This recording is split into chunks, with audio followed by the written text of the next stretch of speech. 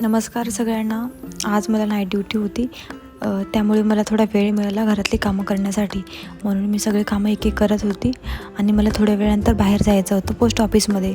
म्हणून मी कामं फटाफट आवरायचा प्रयत्न करत होती, कारण उशीर झाला तर पोस्ट ऑफिस बंद होतं.